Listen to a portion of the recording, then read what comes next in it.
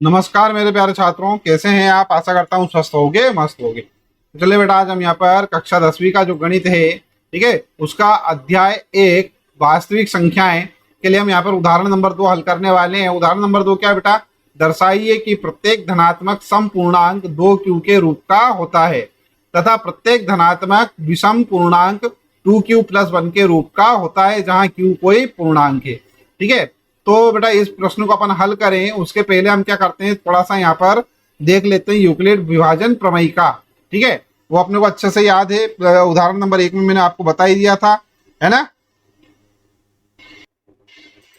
तो क्या है बेटा, यहाँ पर यूक्लिड विभाजन प्रमेय का, दो धनात्मक पूर्णांक a और b दिए रहने पर ऐसी अद्वितीय पूर्ण संख्याएं q और r विद्यमान है कि a बराबर bq + r, ठीक है, जहां पर r क्या है बेटा, r जो है वो क्या है, 0 से बड़ा है या बराबर है और b से सदैव ही छोटा है। ठीक है, तो ये अपने को मालूम है यूक्लिड विभाजन प्रमेय का, इसी प्रमेयिका का उपयोग करते हुए अपन क्या करने वाले हैं बेटा, इस प्रश्न को हल करने वाले हैं। ठीक है,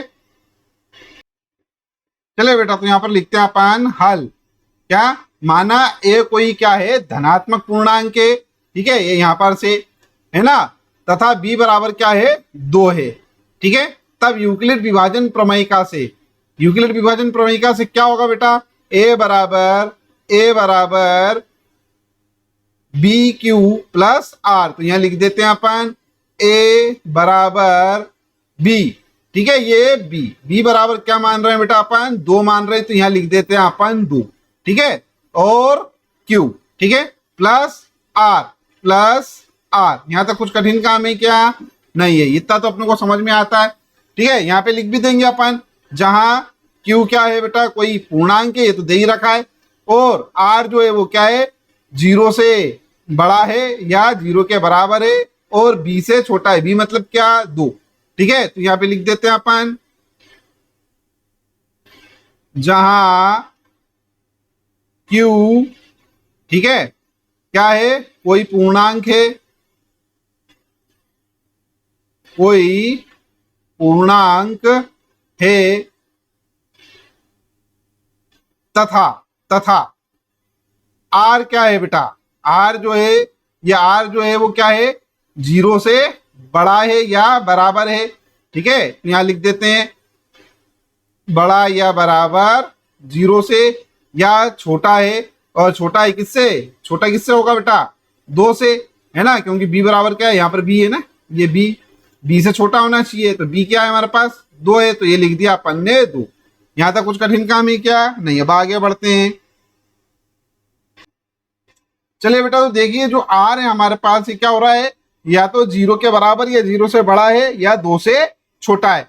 मतलब क्या हो सकता है, मतलब क्या हो सकता है, r जो है, ठीक है, यहां लिखते हैं अपन, अर्थात r बराबर क्या होगा, या तो 0 होगा या r बराबर क्या होगा, 1 होगा। दोनों हो सकता है, क्यों, 2 से छोटा होना चाहिए, 2 से छोटी कौन संख्या होती है, 1। तो r क्या हो सकता है, या तो 0 हो सकता है या r बराबर क्या हो सकता है, 1। अब यहाँ पर ध्यान दीजिएगा बेटा, अब ये हमारे पास जो थी, हमारे पास यूक्लिड विभाजन वाली जो अपन ने प्रमेयिका लिखी है, ठीक है, तो यहाँ पे लिखेंगे अब यदि r बराबर क्या हो, 0 हो, ठीक है, 0 हो, तब क्या होगा, r बराबर 0, तब क्या होगा बेटा, देखो r की जगह अपन क्या लिख देते हैं, 0। यहां से क्या आ जाएगा हमारे पास, a बराबर 2q, ठीक है, +r क्या है, r बराबर 0 रख रहे हैं, तो ये 0, अर्थात क्या होगा, a बराबर 2q ही होगा, है ना। तो यहां पर से इसको अपन हटा देते हैं, ये r बराबर 2q, a बराबर 2q। ठीक है, अब यदि अपन r बराबर क्या लिख लेते हैं, 1 लिख लेते हैं, तब क्या होगा, तो यहां लिखते हैं अपन, अब यदि r बराबर 1, ठीक है, तब क्या होगा बेटा, a बराबर होगा हमारे पास 2q प्लस, यहां पर देखो ये प्लस r बराबर 1, ये रखा है यहां पर 1, तो ये r बराबर क्या है, यहां पर 1, क्या हो जाएगा, a बराबर 2q + 1। ठीक है, तो अब यहां पर एक बात बताओ मेरे को बेटा, अब ये जो q है हमारे पास, कोई भी पूर्णांक, कोई भी नंबर हो सकता है, 1 हो सकता है, 2 हो सकता है, 3 हो सकता है। ठीक है, तो अब देखो ये अगर मान लो a बराबर हमारे पास क्या है 2q है। अब यदि मान लो a बराबर अपन 1 रख देते हैं तो a बराबर क्या हो जाएगा बेटा, यहाँ पर से 2 गुणित 1 मतलब कि क्या हो जाएगा 2 हो जाएगा, है ना, ये 2। अब अगर मान लो अपन क्या करते हैं यहाँ पर से a बराबर ये लिखा है अपन ने 2 और ये q बराबर अपन लिख देते हैं q बराबर 2। क्या हो जाएगा 2 का गुणा इस 2 में, है ना, या फिर सीधी सी बात लिख देते हैं यहाँ पर 2, ठीक है, 2 गुणित 2 मतलब कितना हो रहा है बराबर 4। अब a बराबर अगर मान लो अपन ने 3 रख दिया तब क्या होगा a बराबर 2 गुणित 3 बराबर 6। मतलब ये आ रहा है 2, ये आ रहा है 4, ये आ रहा है 6। अब 4 रखोगे तो क्या हो जाएगा बेटा 8 हो जाएगा। इसका क्या मतलब है कि 2 4 6 8 ये क्या है बेटा, ये ऐसी संख्याएं हैं जो सम संख्याएं, ठीक है। तो अपन क्या बोल सकते हैं कि जो a बराबर 2q है वो क्या होगा सम प्रकार का होगा, मतलब सम रूप का होगा। अब चूंकि पूर्णांक भी आ रहा है, पूरे पूरे अंक आ रहा है ना बेटा, 2 4 6 8 पूरे पूरे अंक आ रहे हैं, पूर्णांक भी है, ठीक है, सम भी है। अब चूंकि धनात्मक है इसलिए क्या होगा धनात्मक भी होगा। तो ये देखो यहाँ पर से क्या हो रहा है धनात्मक सम पूर्णांक क्या है 2q के प्रकार का है। देखो यहाँ पर पता चल गया अपने को, ठीक है। तो अपन यहाँ क्या लिख सकते हैं कि a बराबर 2q जो है वो धनात्मक सम पूर्णांक के रूप का है, ठीक है। अब इसके बाद अगर अपन बात करें किसकी a बराबर 2q प्लस 1 की, ठीक है, तो उसको भी देख लेते हैं अपन। हाँ तो बेटा अब जब हम यहाँ पर a बराबर 2q प्लस 1 लिखते हैं, ठीक है, तब क्या होगा अगर मान लो q बराबर अपन 1 रखते हैं तब क्या होगा a बराबर 2 गुणित 1 प्लस 1 बराबर कितना हो जाएगा बेटा यहाँ पर 2 एकम 2 और एक ये हो जाएगा हमारे पास 3, ठीक है।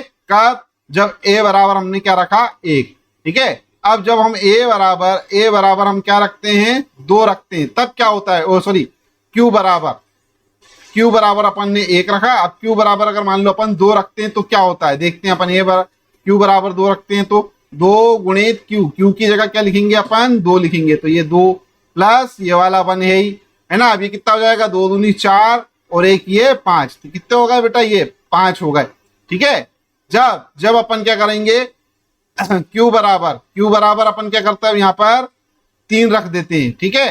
क्या हो जाएगा हमारे पास 3 दूना 6 और 1 7, ये हो गए 7, ठीक है। तो इस प्रकार से अपने को क्या मिल रहा है बेटा यहाँ पर, यहाँ मिलेगा अगर मान लो q बराबर अपन यहाँ पर 0 रख देते हैं तब क्या हो जाएगा q बराबर 0 रखते हैं अपन तो ये 2q से ये q हो जाएगा हमारे पास 0 और ये हो जाएगा 1, तो ये आएगा 1, ठीक है। तो इसका मतलब क्या हो रहा है हमारे पास सम को क्या मिल रही है विषम संख्या 1 3 5 7, ठीक है, क्या मिलेगी 9।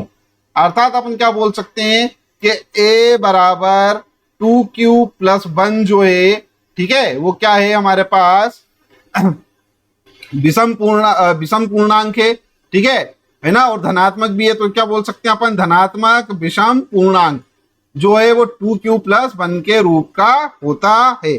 चलिए अब इसको लिखना कैसे वो यहां पर मैं लिख देता हूं।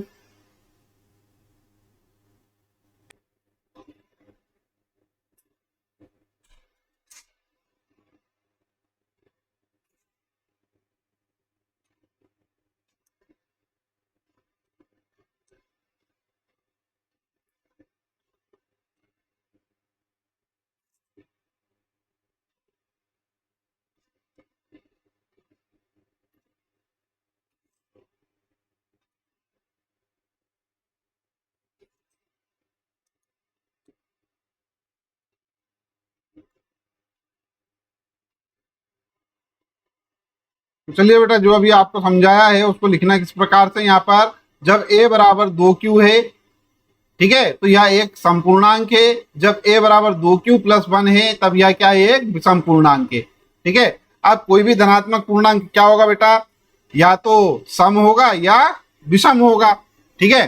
तो यहाँ पर लिखते हैं अपन अतः 2q एक धनात्मक सम पूर्णांक के रूप का है जो कि अपने को यहाँ पर सिद्ध करना था, ठीक है। 2q प्लस 1 जो है वो एक धनात्मक विषम पूर्णांक के रूप का है, ठीक है, ये भी अपने को सिद्ध करना था। अतः ये जो हमने सवाल करा ये यहाँ पर सिद्ध हो जाता है, ठीक है।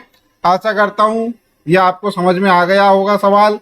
जब समझ में आ गया है तो बेटा वीडियो को लाइक कर दीजिए, चैनल सब्सक्राइब ना किया तो चैनल सब्सक्राइब कर लीजिए, साथ ही साथ में नोटिफिकेशन वाला जो बेल आइकन है उसको अवश्य ही प्रेस कर दीजिएगा बेटा।